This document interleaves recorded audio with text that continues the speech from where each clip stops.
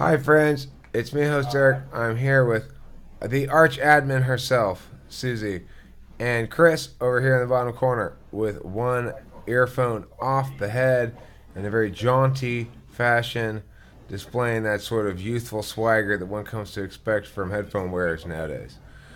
Anyhow, what I'd like to talk to you all about to begin with as a topic is what's known as the emptiness of time magic. And also, you might say, why being an NEDOM is inherently sad. This is true for ENFPs, ENTPs. The sadness comes from our uncertain relationship with time, such that when one experiences life as a netcaster rather than as a spear fisherman, one casts lots of nets, and then one has the sadness of knowing that those nets have to be kept track of, and they have to be returned to, and they have to be reeled in, and fish have to be taken from them, and the nets have to be thrown out again. It's a big pain in the ass. As a netcaster, as a consequence, I've become a very poor netcaster, which means I never remember where my nets are. I just throw out so many nets that I stumble across old nets periodically. And that's my technique for catching fish. It's a really shitty technique.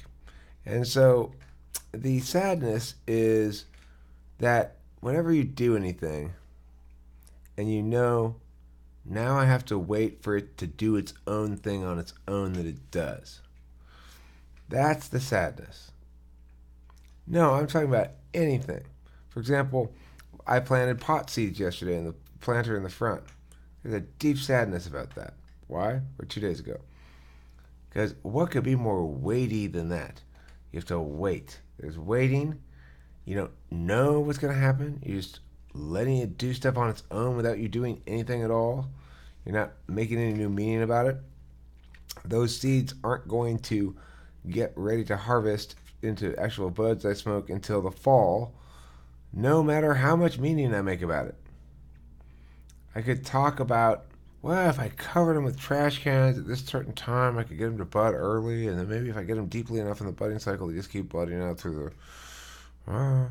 I could do all that meaning making. I'd probably never do the actual thing, and it'd be pointless. So, that would be an example of activities or seeds in general, things that you, as it's very difficult for me to intentionally plant metaphysically or metaphorically to plant seeds in the world with clear intent.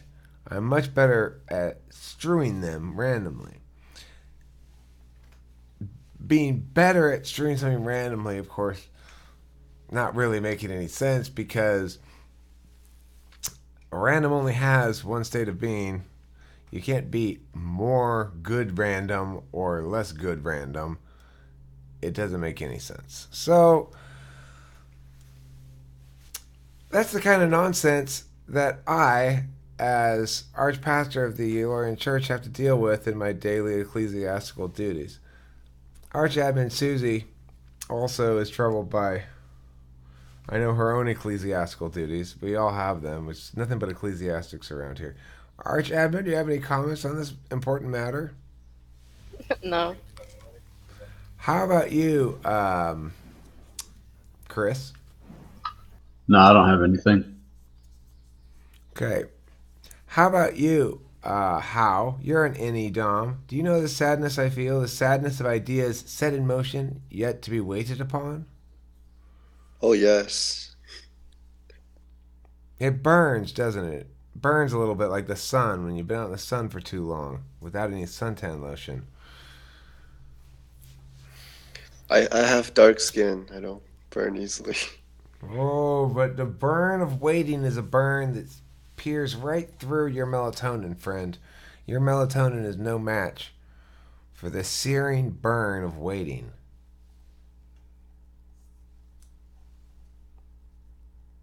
Explain a situation you don't understand it. Well, I'm saying I like shit. Like, okay, what's one of the reasons why almost all of my songs, but not all of them. Some of them I actually finished executing, but most of my songs are published when they're about 7/8 of the way there, or 6/8 of the way there sometimes, which is the same as 3/4. But I mean, I get them pretty close, and then I go like, oh, good enough.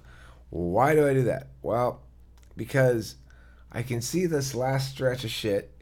It's labor intensive. It's like fixing every little fucking problem, and maybe I feel like there's a hole or something. So I need to go to bed and sleep on it and re-ideate it.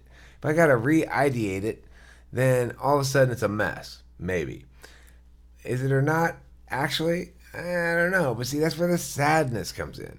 I'm gonna wake up tomorrow. Am I gonna know this thing is gonna be better, or am I just gonna be wasting another couple of my hours and never manifest anything? It's like, yeah, I'm looking out in front of me. There's a certain time to be evaluated. So what's going to happen in that time period? That's a dark vision. That's a sort of peering for which my eyes were not made. That's looking at the horizon for the other pirate ship without an eye extending telescope.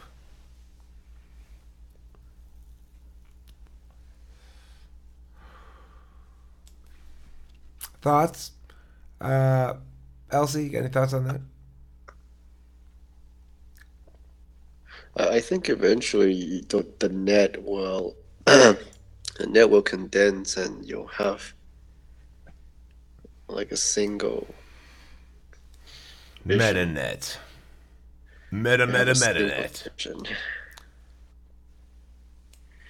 I think that's what like NE DOMs do. We create so many options, but eventually we have to face the truth that there's only really one option in life. You can't live life twice, like multiple times, or multiple lives simultaneously. I don't mean to bust your chops, but I hope you're not letting these non-NE DOMs in on the secret of what it means to have our special power. Fully no. Sorry about that. You know the rules. INTPs have to work for like 20 or 30 years to they prove their NEs strong enough. Then maybe we can let them know a little thing or two about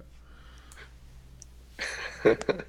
We're not worthy, and we're It's not- supposed to feel sorry for. It's not that you're not worthy. It's that it's a dark power. We don't want it to consume your soul. Your soul's not ready for that. You got too much TI.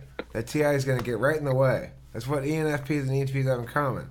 We know when to put the TI aside and let the NE just ride that horse all the way to the finish line.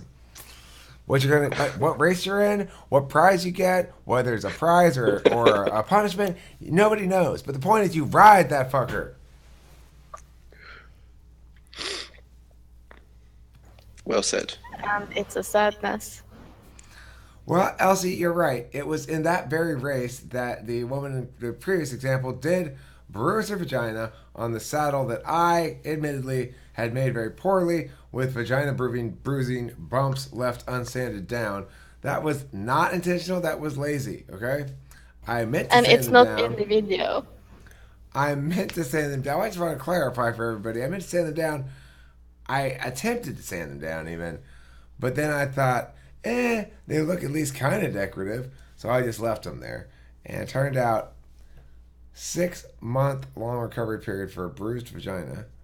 And she was my brand new significant other. This all happened this morning.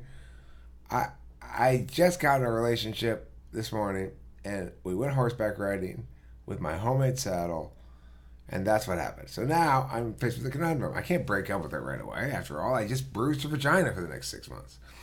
So that's why. What did we conclude? That yes, I would give her anal sex if she preferred it to give me blowjobs for 6 months. That's not really relevant to this topic, but nevertheless an important segue into why you shouldn't put it in a butt, because there's poop in there. Thanks for watching Talk to Face People, and don't forget to eat plenty of cheese. The ending kind of fell apart a little bit.